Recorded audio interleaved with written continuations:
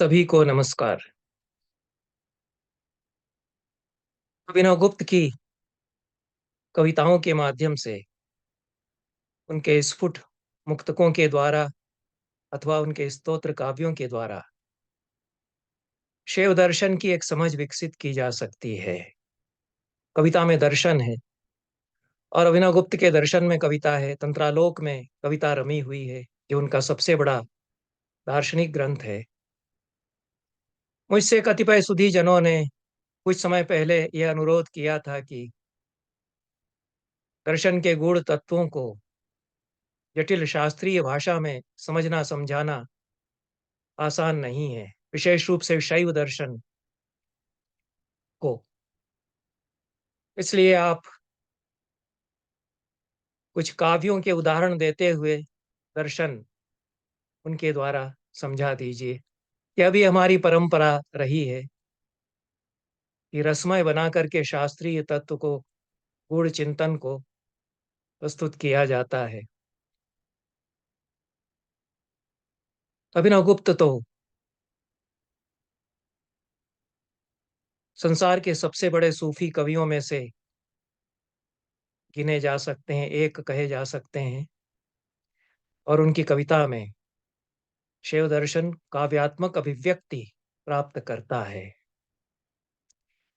मैं यह श्रृंखला आरंभ कर रहा हूं और जितने स्फुट मुक्तक अभिनव गुप्त के मुझे प्राप्त हुए हैं, उनमें से कुछ को लेकर उनमें दर्शन किस प्रकार से कविता की भाषा में व्यक्त हुआ है, इसको मैं बताने का प्रयास करूंगा। इसमें कोई क्रम नहीं है। जो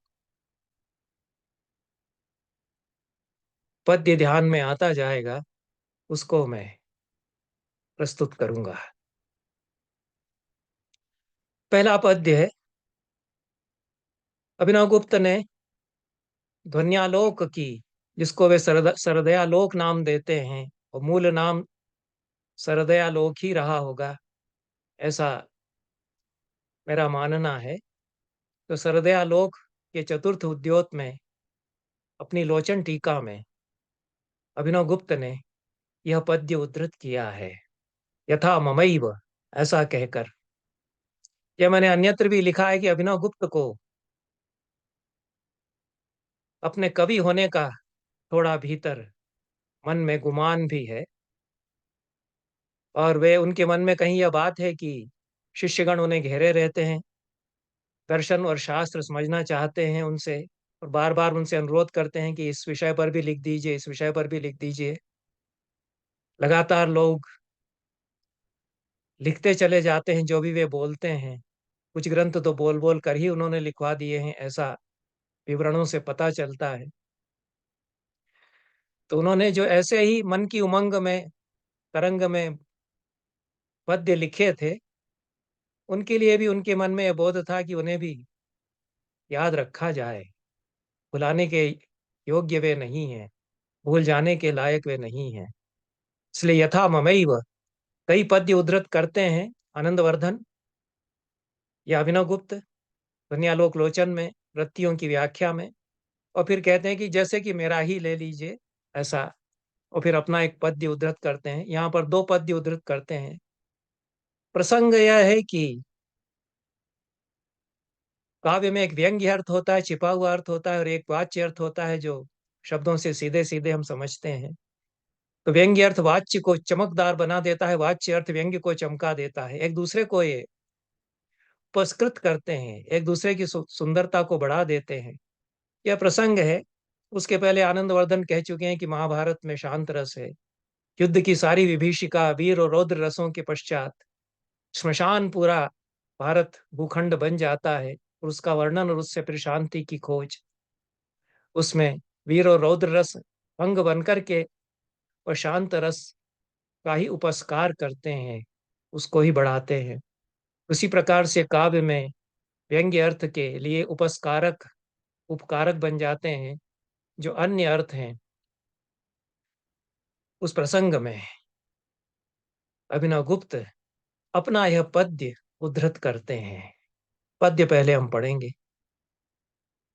वंशस्थ वृत्त है। किसी भी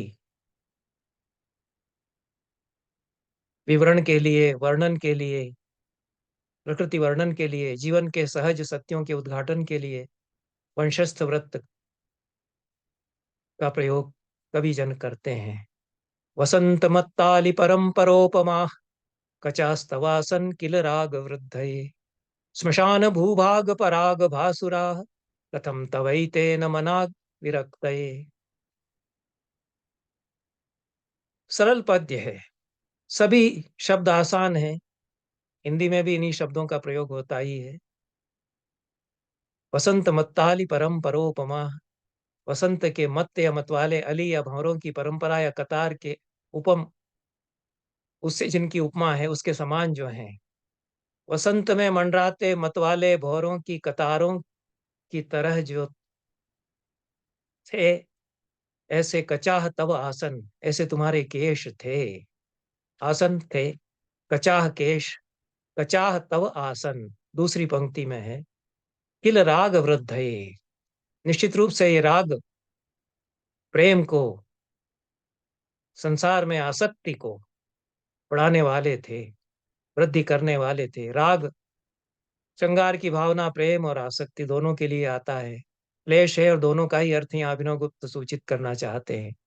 एक समय बड़े श्रृंगारी हुआ करते थे, क्या घुंघराले बाल झूलते रहते थे, लहराते रहते थे तुम्हारे मस्तक पर, वसंत के मतवाले भंवरों की कतार की तरह। माथे पर तुम्हारे केश हल्के, अलकाश चूर्ण कुंतला, ये घुंघराली लटें झूल झूलती थी तुम्हारे माथे पर। इनको देख करके अनुरक्त होती थी प्रमदाएं, राग की वृत्ति इनसे होती थी और तुम्हारी भी आसक्ति इनसे संसार में बढ़ती थी। यह अतीत है, एक जमाना था जब ऐसा था। अब क्या है, तीसरे चरण में कहा है, श्मशान भूभाग पराग भासुरा, स्मशान के भूभागों में बिखरे पराग की तरह भासुर वे हैं अब। ऐसा तीसरी पंक्ति में तीसरे चरण में कहा है।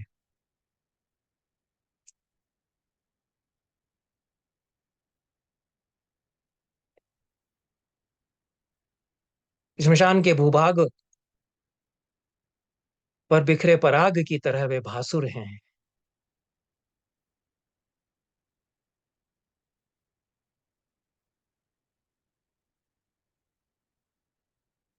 कथम तवैते न मना विरक्त, ये मनाक मने थोड़ी सी भी विरक्ति, वैराग्य के लिए क्यों नहीं बनते हैं कारण तुम्हारे लिए। ऐसा प्रश्न किसी वृद्ध व्यक्ति से किया गया है, जो जिसका कि राग आसक्ति संसार में छूट नहीं रही है। इतना कहा गया है। तीसरी पंक्ति पर मुझे संदेह हो गया, जो मैंने वंशस्थ कह दिया था, उस पर फिर विचार करूंगा। भावार्थ इसका है कि वसंत के मतवाले भौरों की कतार जैसे काले काले तुम्हारे घुंघराले केश एक समय हुआ करते थे, राग को बढ़ाने वाले ये हुआ करते थे। वसंत मत्तालि परम परोपमा कचाह तवासन किल राग वृद्धये, यह पहली और दूसरी पंक्ति है। श्मशान भूभाग पराग भासुराह, अब वे श्मशान की धरती पर फैली पराग के जैसी भस्म की तरह शुभ्र भास्वर हो गए। पराग से मैं यही आशय लेता हूं कि जो श्मशान में राख सफेद बिखरी हुई है, उसी को वे पराग कह रहे हैं। तो अतिशयोक्ति अलंकार हो जाता है, राख न कहकर पराग कह दिया है। तो जो प्रस्तुत है राख, भस्म श्मशान की, वह अध्यवसित हो जाती है पराग में, सफेद फूलों का पराग जैसे बिखरा हुआ हो। ऐसी उपमा न देकर के अतिशयोक्ति में उसको अध्यवसित कर लेते हैं, प्रस्तुत को, भस्म को। हिंदी अर्थ में पराग जैसी भस्म की तरह शुभ्र भास्वर हो गए, ऐसा समझाने के लिए कहा है। स्मशान के भूभागों पर फैले पराग की तरह भास्वर वे हैं, ऐसा केशों के लिए कहा है। कथम तवैते न मना विरक्त, क्यों वे तुम्हारे भीतर थोड़ा सा भी विराग नहीं जगाते। ऐसा सरल अर्थ कर सकते हैं। अब इसमें दर्शन क्या है? एक तो कविता का दर्शन है कि अलंकार व्यंग्य अर्थ को एकदम नया बना देते हैं, चमका देते हैं, नई आभा उसमें ला देते हैं। अब तुम्हें विरक्त हो जाना चाहिए, यह कहना चाह रहे हैं। स्मृति व्यभिचारी भाव भी कुछ व्यंजित होता है। एक समय था जबकि घुंघराले कच्छ घुंघराली लटें झूलती रहती थीं, काली काली चिकनी चिकनी काली लटें तुम्हारी भौरों की कतार की तरह। उपमा ने यहाँ उसको चमका दिया है, स्मृति जो व्यभिचारी भाव है उसको। उपमा अलंकार व्यंग्य को, ध्वनित को एकदम नया बना देते हैं, चमका देते हैं। यह आनंदवर्धन की वृत्ति में कहा है और उसके उदाहरण में अपना यह पद्य दे रहे हैं। उपमा दी गई है यौवन के समय घुंघराली लटों को वसंत में मंडराती भौरों की कतारों से। यह उपमा अलंकार है। और थोड़ा सा श्रृंगार रस झलकता है, स्फुट नहीं हुआ है, अस्फुट है। तो यौवन के समय घुंघराली काली लटों को वसंत में मंडराती भौरों की कतारों से जो उपमा दी गई है, वसंत ऋतु की चर्चा है और राग की चर्चा की गई है। उस समय राग था, अनुराग था, आसक्ति थी, संसार था, सौंदर्य था। उससे किंचित श्रृंगार आभासित होता है, स्मृति व्यभिचारी भाव आता है, लेकिन वह दबा हुआ ही रह गया है। उसको दबा करके तीसरी पंक्ति में स्मशान पर फैली जो चिता भस्म है, उसी को पराग कह करके उसकी चर्चा ले आते हैं। उससे बीभत्स रस आ जाता है। तो बीभत्स रस श्रृंगार को बाधित करके आ जाता है। अब यह विचित्र इसमें चमत्कार है कि श्रृंगार में तो बीभत्स है और बीभत्स में श्रृंगार आ गया है। यह अभिनवगुप्त यहाँ करते हैं, कालिदास भी कभी कभी ऐसा करते हैं। क्योंकि जो चिता भस्म फैली हुई है स्मशान में, सफेद राख जो चिताओं के जलने के बाद बची हुई वहां फैली है। चिताएं जब जल जाती हैं, जब राख बुझ जाती है, तो सफेदी सफेदी उसकी श्मशान में बिखरी हुई लगती है। उसको पराग कह दिया है। तो वह स्मशान भूभाग के पराग की तरह भास्वर चमकीले तुम्हारे केश। यह बीभत्स है वैसे श्मशान का, उसी को चमकदार बना दिया है। वह बीभत्स ही श्रृंगार हो गया है ऐसा। पर उससे तो विराग हो जाना चाहिए। और पहली दो पंक्तियों में उपमा अलंकार, यह जो वसंत मत्ताली परंपरोपमा कहा है उसमें उपमा अलंकार, यहाँ फिर अतिशयोक्ति अलंकार और उसके साथ फिर उपमा। स्मशान की धरती पर फैली चिताओं की भस्म बगीचे में बिखरी फूलों की पराग की धूल जैसी है, ऐसा अतिशयोक्ति के द्वारा उपमा को फिर व्यंजित करते हैं। यह जो अतिशयोक्ति है और उससे फिर उपमा जो निकल रही है, यह वैराग्य परक जो अर्थ बताना चाहते हैं उसको एकदम नया बना देती है। यही सिद्धांत यहाँ बताना चाहते हैं। और वैराग्य का अर्थ किस प्रकार से इस अतिशयोक्ति और उपमा अलंकार से यहाँ चमक उठता है, आभासित हो उठता है। तो अतिशयोक्ति अलंकार जो है कि स्मशान की धरती पर फैली चिताओं की बस, उसको पराग की धूल कहा है। वो पराग की धूल की तरह, फूलों के पराग की तरह है, ऐसा अर्थ होने से उपमा अलंकार व्यंजित हो जाता है। अतिशयोक्ति और उपमा की संसृष्टि भी इसको कह सकते हैं। स्वयं अभिनव गुप्त कहते हैं कि इसमें आक्षेप और विभावना अलंकार है। कथम तवैते न मनाग विरक्त, ये जो चौथी पंक्ति में कहा है कि तुम्हारे लिए यह विरक्ति, विराग, वैराग्य उत्पन्न करने वाले क्यों नहीं हो जाते, इसमें आक्षेप हो जाता है। कहना यह चाहते हैं कि अब तुम्हें वैराग्य होना चाहते हैं, उसको अनुक्त छोड़ देते हैं, इसलिए आक्षेप है। और बिना हेतु के कार्योत्पत्ति जहां हो वहां विभावना अलंकार होता है। विभावना बिना हेतु कार्योत्पत्तिर यदुच्यते। तो वैराग्य हो जाना चाहिए, वैराग्य उत्पन्न नहीं हो रहा है और राग उल्टे उत्पन्न हो रहा है। तो विभावना और विशेषोक्ति दोनों ही अलंकार वैसे हो जाते हैं। बिना कार्य के कारण हो रहा है और कारण होने पर भी कार्य नहीं हो रहा है।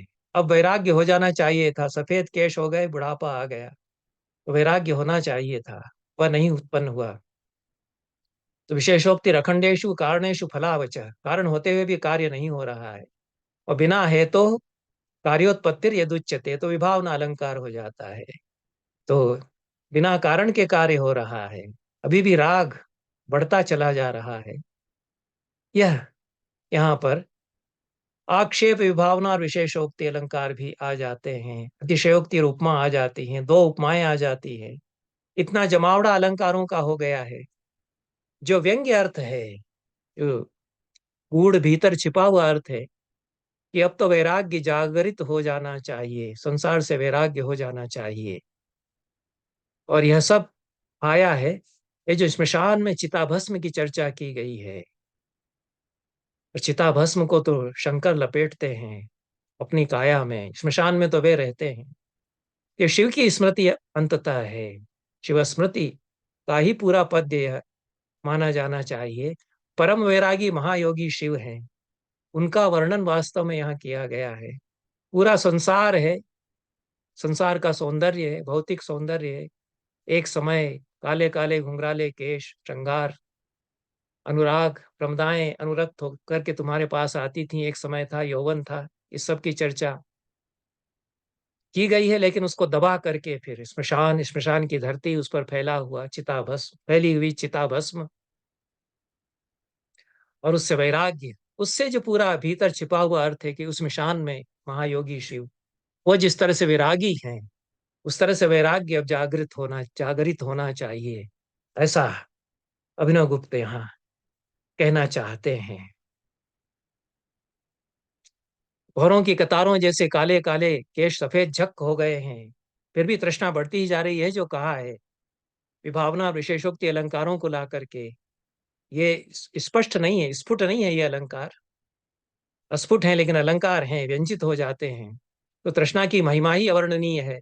ऐसा अर्थ लेने पर बिना हेतु के कार्य की उत्पत्ति होने से विभावना अलंकार हो जाता है। वर्णन की अशक्यता के कारण आक्षेप अलंकार भी व्यंजित हो जाता है कि अब क्या कहें इसके आगे तुम्हें, अब भी जब तुम्हें वैराग्य नहीं हो रहा है।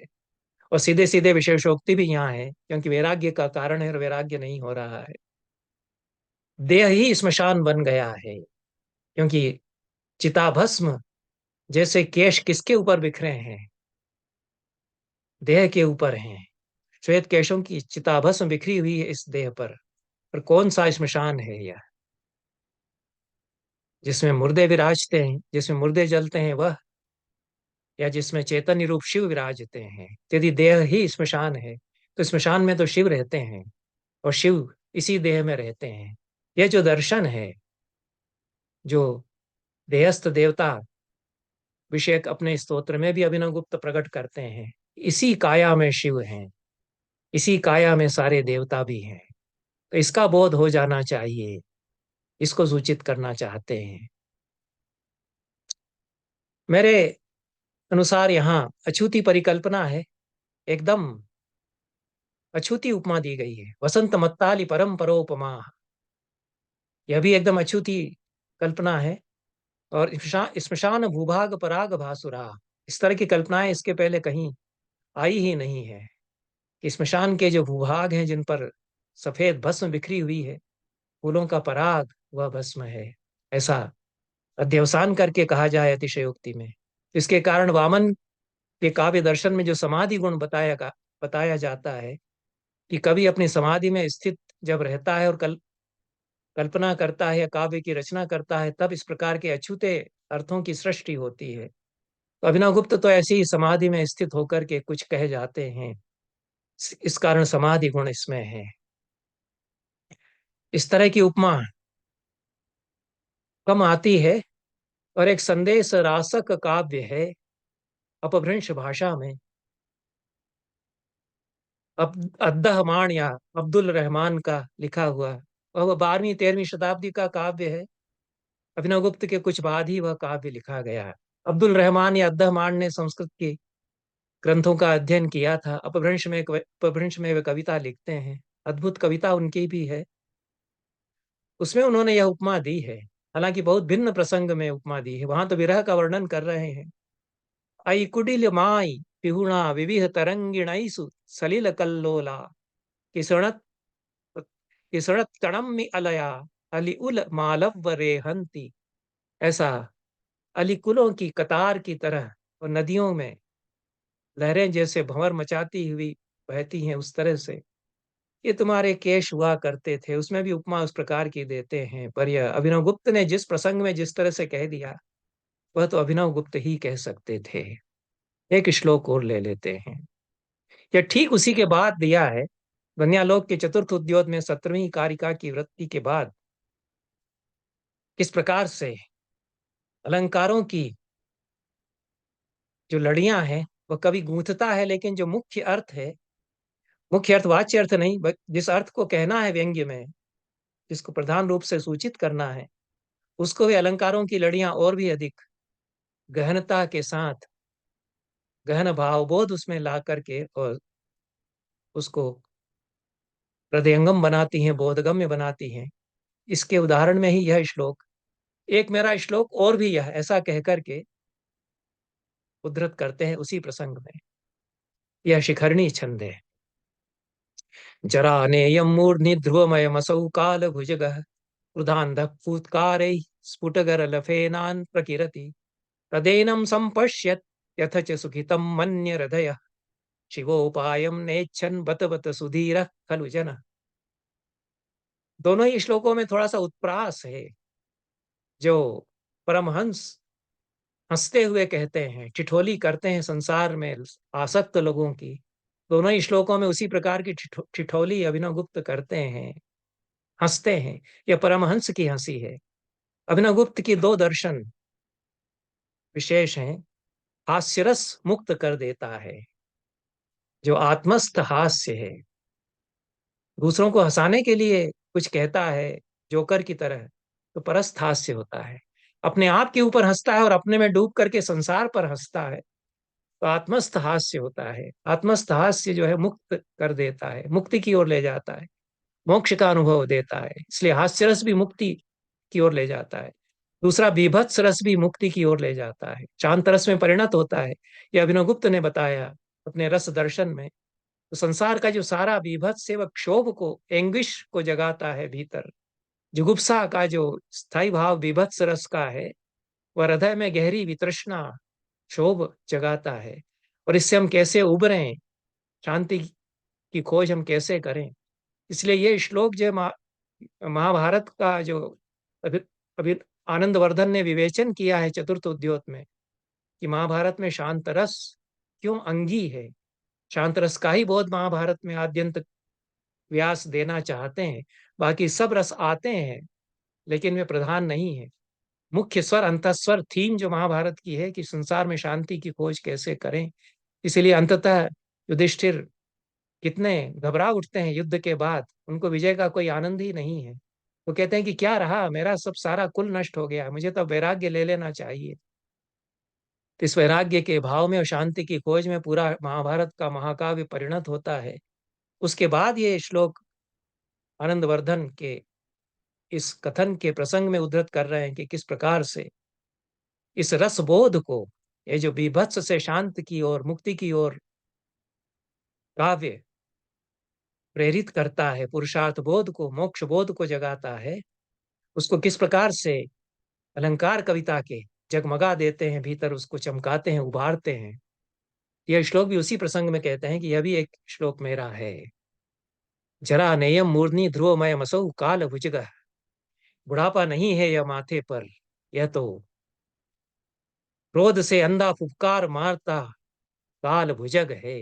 काल रूपी भुजग यह सांप है, अथवा काला सांप है, यह भी श्लेष से अर्थ ले सकते हैं। काल का काला अर्थ भी होता है, तो काल विकराल यह भी अर्थ हो सकता है। काल रूपी भुजग है, यह भी अर्थ हो सकता है। तीनों ही अर्थ संश्लिष्ट हो सकते हैं। माथे पर ये जो केश लहरा रहे हैं, सफेद होते जा रहे हैं, यह बुढ़ापा नहीं है, यह तो काल भुजग है। समय का फेर है कि बुढ़ापा अब आ गया, तो काल रूपी भुजग यह है, यह सांप है। क्रोधांधा फूत्कारेर स्फुट गरल फेनान प्रकिरति। ये क्रोध से अंधा फुफकार करता हुआ, फुफकार मारता हुआ सफेद विष के फेन को फैला रहा है।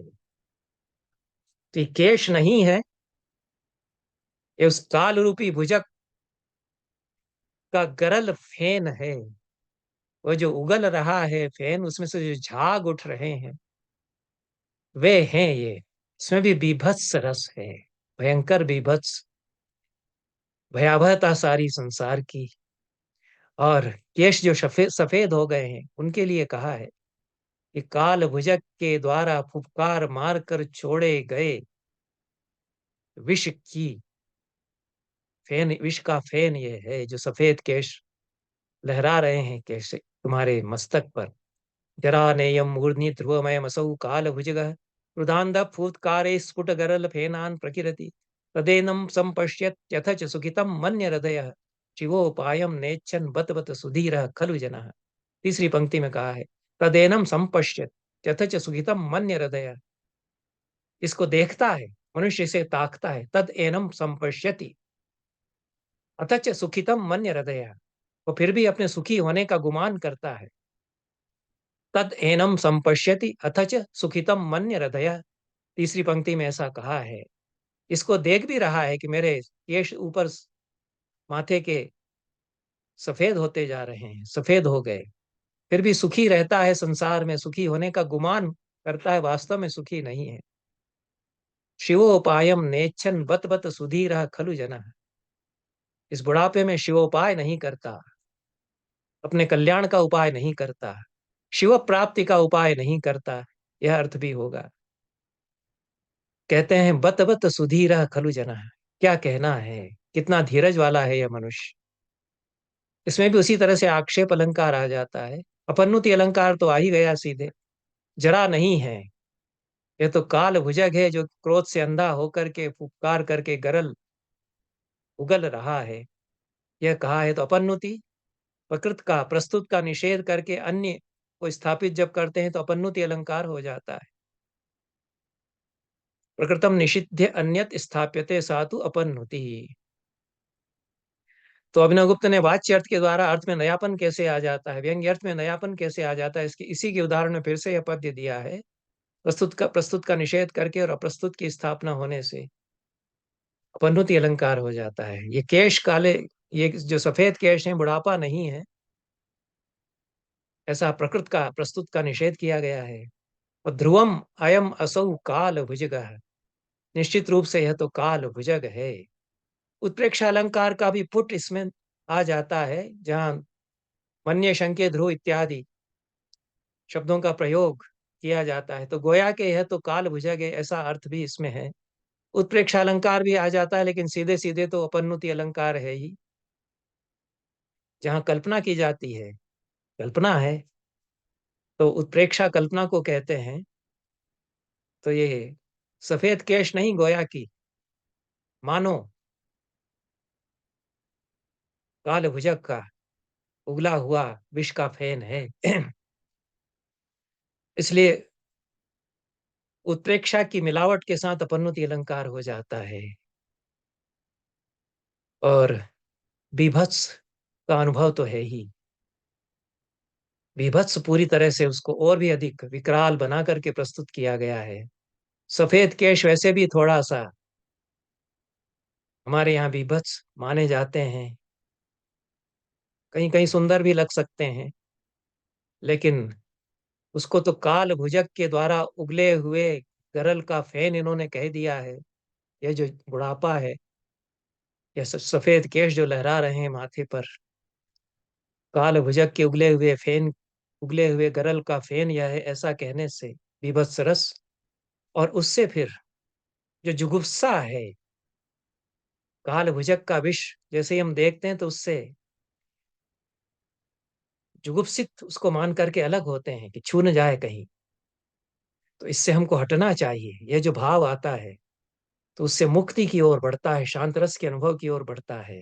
पीभत्स रस का स्थायी भाव जुगुप्सा है, जो संसार के लिए जुगुप्सा में परिवर्तित हो जाती है, जुगुप्सा, और उससे फिर शांत। यह अभिनव गुप्त का काव्य दर्शन भी है कि वो पीभत्स रस शांत रस में परिवर्तित होकर के मोक्ष